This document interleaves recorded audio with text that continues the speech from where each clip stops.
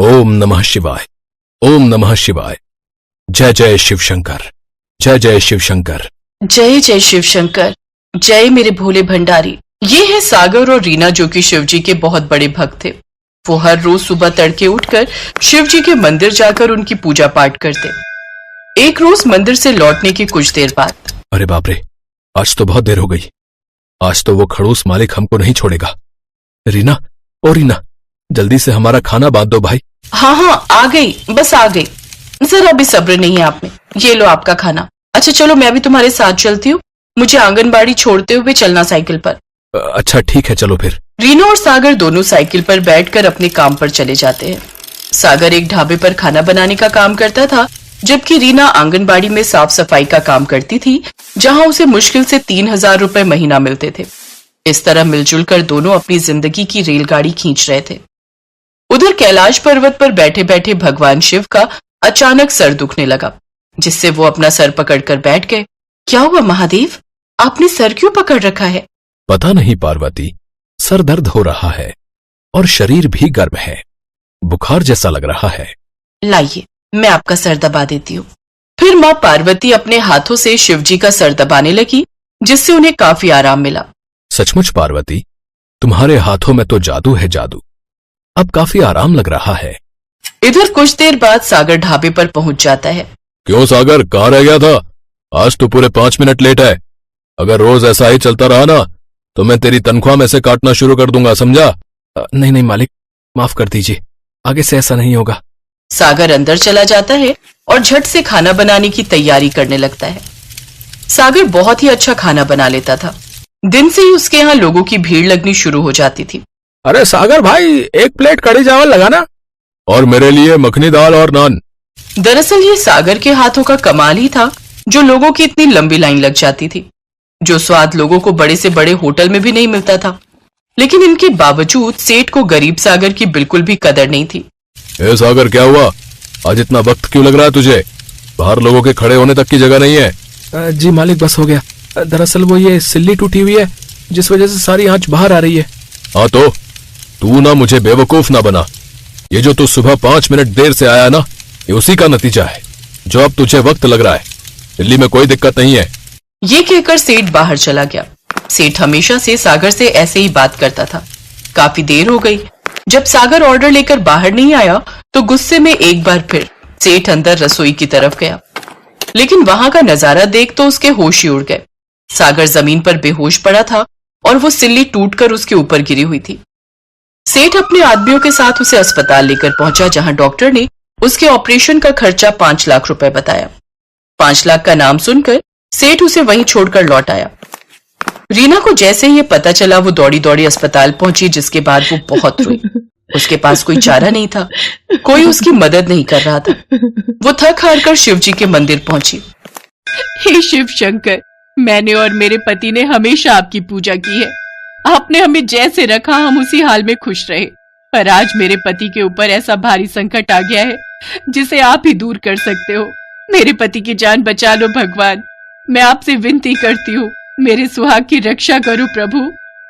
भगवान शिव से प्रार्थना करके वापस अस्पताल लौट आई। रिसेप्शन पर उसे बार बार पैसा जमा करने के लिए कहा जा रहा था, ताकि मोहन को ऑपरेशन जल्दी से जल्दी हो सके। तभी एक सेठ सेठानी हॉस्पिटल में आते हैं। डॉक्टर साहब कहाँ हैं? मेरे पति की तबीयत बहुत खराब है, बोल रहे ठंड लग रही है और बुखार भी चढ़ रहा है। आप इन्हें वहां लिटा दीजिए, मैं डॉक्टर को बुलाती हूँ। ठीक है, आप जल्दी से डॉक्टर को बुला लाओ। सब कुछ ठीक है? आपको तो कोई प्रॉब्लम नहीं है?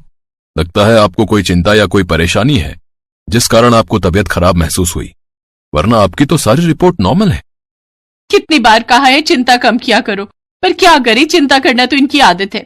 आपको क्या ही बताऊं, ये तो पूरे संसार की चिंता अपने ऊपर लिए रहते हैं। अच्छा, पर चिंता के साथ साथ अपनी सेहत का भी ख्याल रखना चाहिए सेठ जी। मैं आपको कुछ ताकत की दवाइयां लिख कर दे रहा हूं, इन्हें समय पर ले लेना, आपको कमजोरी नहीं महसूस होगी। अच्छा, धन्यवाद डॉक्टर साहब। डॉक्टर साहब, वो जो पेशेंट एडमिट हुआ था, उसकी पत्नी पैसों का इंतजाम नहीं कर पा रही है। पैसों का इंतजाम तो उन्हें करना ही होगा, बहुत बड़ा ऑपरेशन है जिसमें बहुत खर्चा आएगा। ये बात उनको समझनी होगी। वैसे भी पहले ही बहुत लेट हो चुका है, हम उनके पति के ऑपरेशन में लेट नहीं कर सकते। तभी रीना रोते हुए आ जाती है। डॉक्टर साहब, कोई भी मेरी मदद नहीं कर रहा। मुझे कुछ समझ नहीं आ रहा, मैं कहाँ से पैसे लाऊं। मेरे पति को बचा लीजिए डॉक्टर साहब। हे शिव शंकर, मेरी मदद करो, मेरे पति को बचा लो। अब लगता है ये बहन शिवजी की बहुत बड़ी भक्त है। अब इसने शिवजी को याद किया है तो मुझे इसकी मदद करनी ही होगी। मैंने कहा था ना, पूरी सृष्टि की चिंता इन्हें ही रहती है। भाग्यवान, मेरे बैग में जो रुपए रखे हैं वो इस बहन को दे दो, इसके काम आ जाएंगे। इसे पैसों की बहुत जरूरत है और मेरी तबीयत तो अब ठीक है। मैं तो पैसे रखकर इसलिए लाया था कि कहीं मेरे इलाज में जरूरत ना हो, पर डॉक्टर साहब तो कह रहे हैं कि मैं बिल्कुल ठीक हूं, तो ये पैसे इस बहन के पति के इलाज में काम आ जाएंगे। कितने पैसे देने हैं मुझे बता दो। 5 लाख रुपए देने हैं। 5 लाख रुपए ही तो हम रखकर लाए थे ना भाग्यवान। हाँ, हम इतने ही रखकर लाए थे। मैं इन्हें सारे रुपए ही दे देती हूँ। ये लो बहन। जैसे ही सेठ सेठानी रीना के हाथ में पैसे देते हैं, वो फूट फूट कर रोने लगती है और सेठ सेठानी को धन्यवाद देती है। आपका बहुत बहुत शुक्रिया। आप आज इस संकट की घड़ी में मेरे लिए मेरे शिव पार्वती बनकर आए हो। मैं आपका ये एहसान जीवन भर नहीं चुका सकती। मैं आपको ये पैसे कैसे लौटाऊंगी। अरे नहीं नहीं बहन, अब ये पैसे तुम्हारे हैं। जब तुम्हारे पति ठीक हो जाए तो बस इस पते पर मिठाई खिलाने आ जाना, हमें उसी में बहुत खुशी होगी। चलो सेठानी, चलते हैं। सेठ सेठानी को अपने घर का पता देकर चले जाते हैं। सागर का इलाज शुरू होता है। वो ऑपरेशन सफल रहता है। कुछ दिनों बाद की तबीयत ठीक हो जाती है और वो घर आ जाता है। उस समय तुम्हारे ऑपरेशन की घबराहट में मैंने वो पता लिखा हुआ पर्चा इसी बटुए में रख लिया था। इसी में सेठ जी के घर का पता लिखा है। उनके घर का पता, फिर हम दोनों उनसे मिलने चलते हैं। सचमुच उन्होंने हमारी कितनी मदद की, कोई इतनी मदद नहीं करता। अरे, इसमें तो शिव मंदिर लिखा है, जहां मैं रोज पूजा के लिए जाती हूँ। इसमें तो और कुछ लिखा ही नहीं है। ऐसा कैसे हो सकता है जी? शिव मंदिर?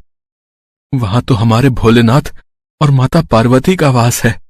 इसका मतलब भगवान शिव और मां पार्वती हमारी मदद को आए थे सेठ सेठानी के रूप में। वो हमारी मदद के लिए उस दिन मरीज बनकर हॉस्पिटल में आए। मैं सब समझ गया, ये सब भगवान शिव की ही लीला है। हाँ, उस दिन जब वो हॉस्पिटल अपने इलाज के लिए आए थे, तब वो यही कह रहे थे कि उन्हें पूरी सृष्टि की चिंता है। ये सच है, उन्हें पूरी सृष्टि की चिंता है जी। उन्होंने उस दिन मेरी प्रार्थना सुन ली। सुनो जी, हम बच्चों के साथ शिव मंदिर चलते हैं, मिठाई खरीद लेंगे। भगवान शिव ने बोला था कि जब तुम ठीक हो जाओ तो मैं उनके पास मिठाई लेकर जाऊं। की आंखें आंसुओं से भर आती हैं। वो भगवान शिव के मंदिर जाते हैं और मीठे का भोग लगाते हैं और अपने जीवन में आई खुशियों के लिए भगवान शिव और माता पार्वती को धन्यवाद कहते हैं।